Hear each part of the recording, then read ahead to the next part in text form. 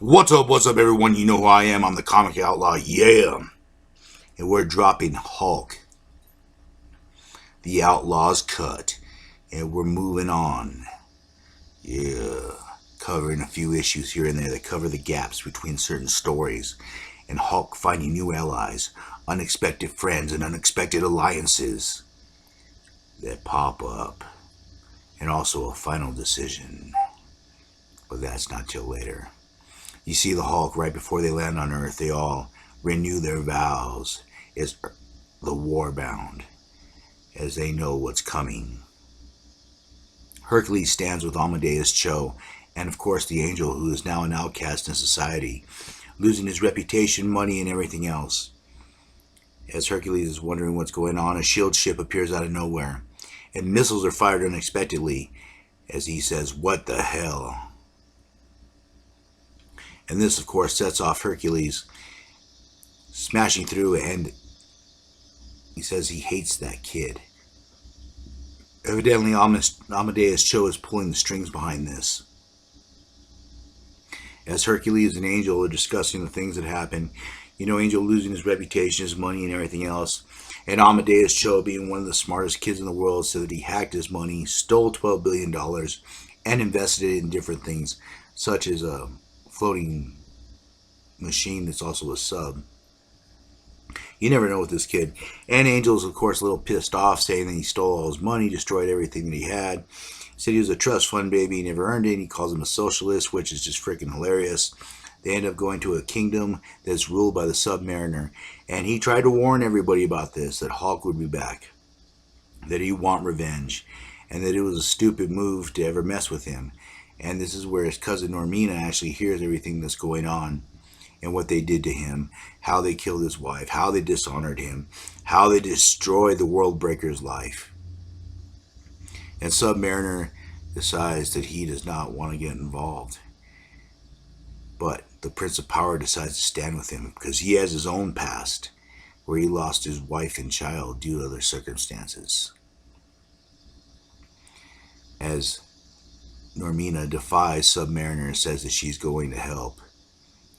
And I love how he just crashes through the ship, and they say that what a dick he is, because that's just Submariner in a nutshell. And they find these other refugees, and they want to join Hulk.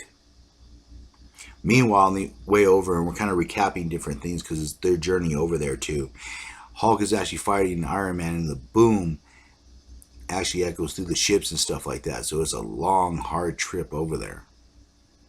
But anyways, once they land and they get out of the ship, they begin to figure out what's going on, how they're going to do stuff.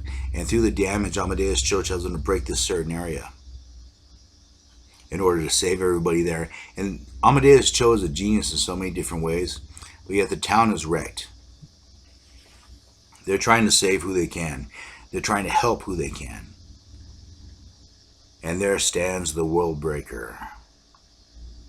There stands he who cannot be stopped. And Amadeus Cho tries to reach out with him, friendly, but he charges at him, and Hercules, trying to defend the boy, stops him, blocks him, and the fight begins as Submariner's cousin tries to attack, and as does Angel, and they're both thrown up into the sky. Angel, of course, catching himself, as well as Normina, as the fight begins, and Hulk gets hit by Hercules with everything that he has. And he tells him, "No more, Hulk. No more." And the Hulk just attacks him, giving him a black eye and then beating him down. And he's saying, "We're your friends. We're here to help."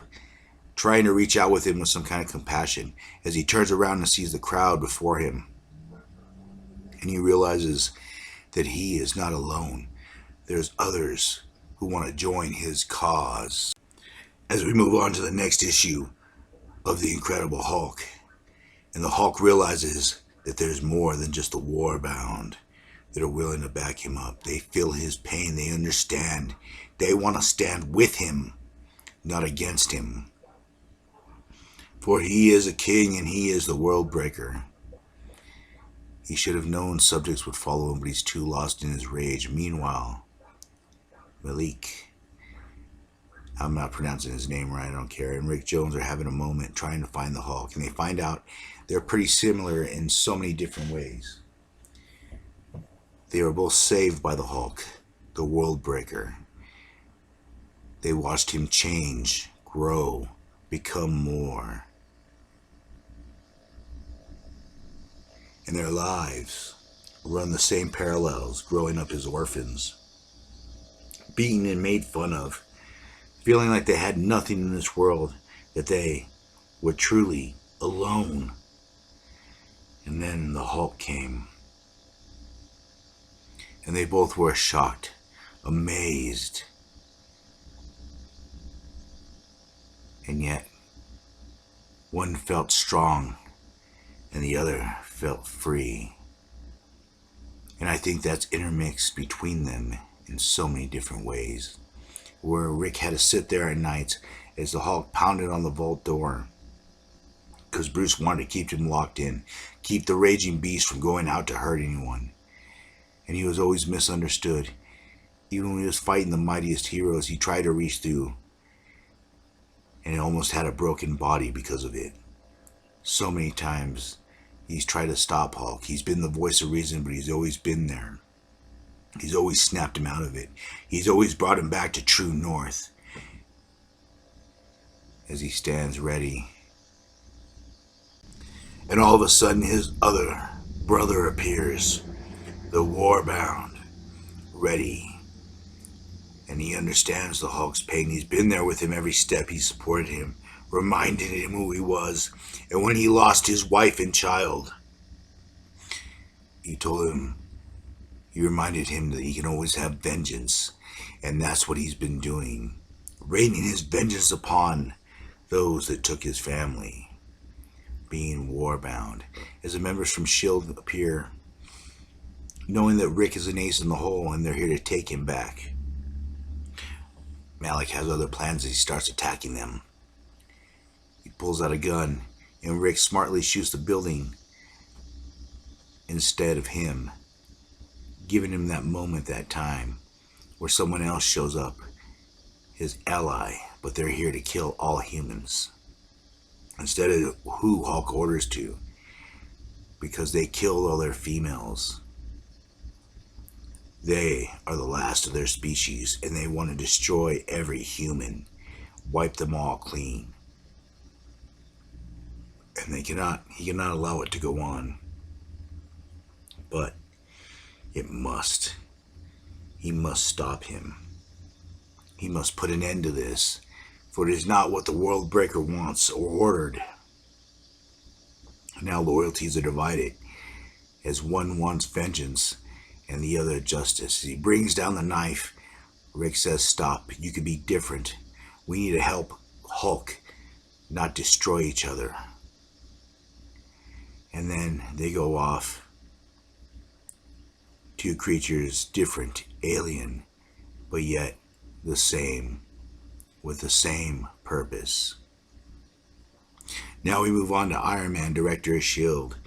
And the reason I threw this one in is because you get to see the sinister side of Iron Man, the villainous side, as Hulk jumps up,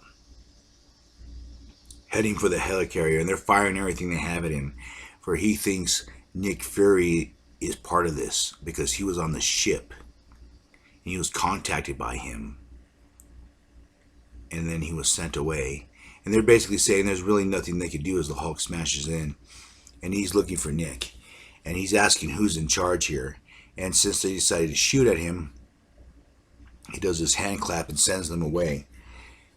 Now he wants to know who's in charge. And this is Dum Dum Dugan, good friend of Nick Fury's, as they draw down on the Hulk.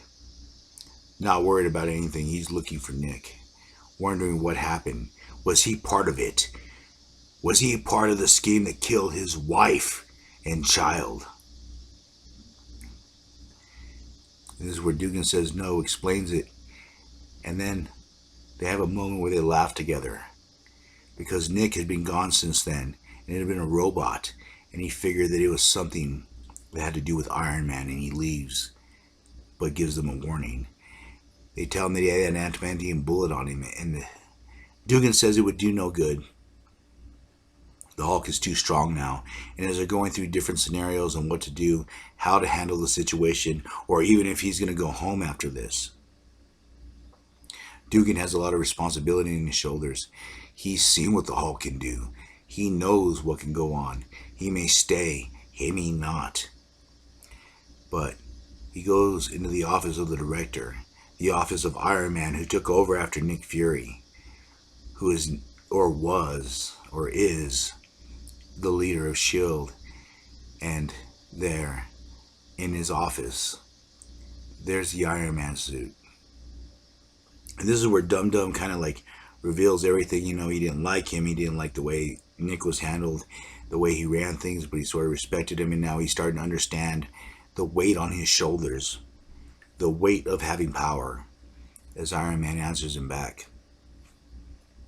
Surprised, but yet not surprised, Iron Man begins to have a contingency plan for this situation. Something he can only entrust to him. He's in prison right now, and with one of those discs he can't move. His muscles are frozen, but he has a backup plan. Generators are put all over town. They'll bring in energy from the negative verse, and they will combine, because when antimatter meets matter, it explodes. It will destroy the entire city, leveling everything to the ground, totally incinerating everything there. And he leaves it in the hands of Dugan. That he is the only person he could trust.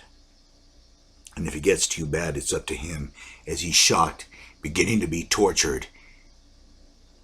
Now, Dugan is left with a powerful weapon and the fate of Manhattan in his hands, as Iron Man is knocked out and he holds the helmet, wondering what to do next, wondering how and when to use this devastating weapon, knowing that he has an ace up his hole, but it will cost the entire island of Manhattan, the lives of whoever is still there.